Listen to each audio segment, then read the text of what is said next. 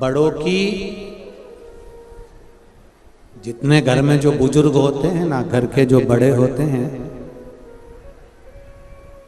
बड़ों की बात आज के जमाने में कोई नहीं मानता, पर बड़ों की बात का बुरा सब मानते। बात नहीं मानेंगे पर बात का बुरा अवश्य मानेंगे।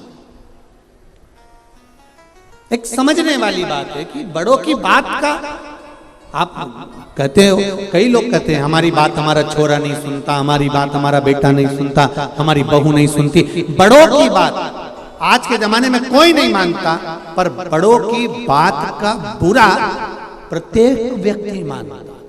और शिव महापुराण थोड़ा उल्टा कह रहे हैं। शिव महापुराण की कथा कहती है कि बड़ों की बात का कभी बुरा मत मानो, और उन्होंने जो बताया है उस पथ पर चलने का प्रयास करो, कभी भी अंधे में नहीं।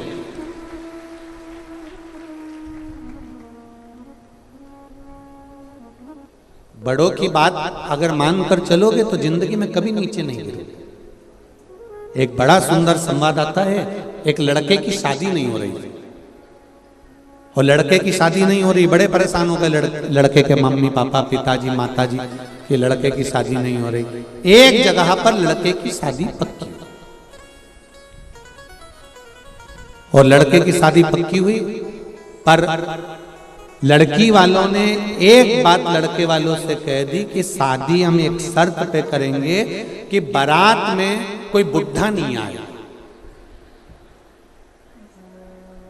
अब देखिए जरा शिव पुराण की कथा का स्मरण करिएगा।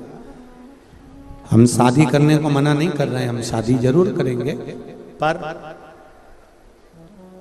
एक शर्त है कि शादी में कोई बुढ़ा नहीं आएगा। ठीक है साहब, हम बुजुर्गों को लेकर नहीं आएंगे, हम बड़े को लेकर नहीं आएंगे, हम लड़की, ठीक, लड़का तो कम से कम शादी हो जाए, लड़के की शादी तो हो जाए। बेचारा 32 साल का हो गया, 35 साल का हो गया, और उसकी शादी नहीं हो रही है, तो कम से कम शादी तो हो जाएगी। हाँ भर दी। बारात की तैयारी हुई। घर में जो फूफा जी थे बुजुर्ग, उन्होंने कह दिया चाहे कुछ भी हो जाए, मैं बस के नीचे मर जाऊंगा, पर बारात में तो जाऊं। सबने मना करा, साहब देखो फूफा जी तुम मत जाओ, और देखो ये अच्छी बात नहीं है, उन्होंने मना कर दिया था कि कोई बुढ़ा नहीं आएगा, आपको नहीं ले जाएंगे। नहीं, मैं तो जाऊंगा, चाहे कुछ भी हो जाए, मेरे को तो जाना।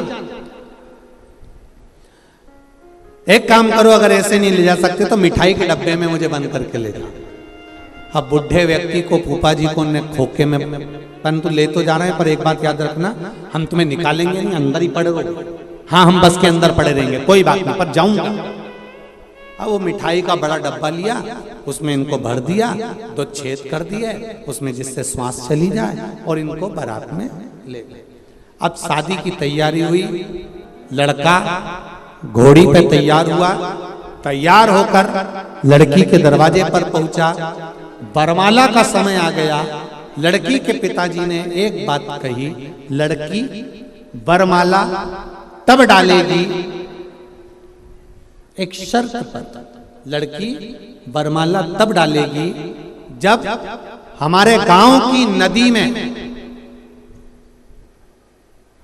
जैसे पानी बह रहा है उसकी जगह दूध बहा दोगे तब।